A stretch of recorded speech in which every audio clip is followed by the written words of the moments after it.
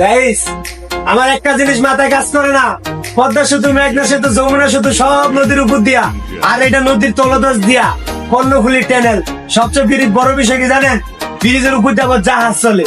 তো আজ দেখতে থাকেন, কর্ণফুলী ব্রিজটা পুরোটা দেখামু। টোল কয় টাকা নেয়, পুরো ভিডিওটা সম্পূর্ণ দেখবেন।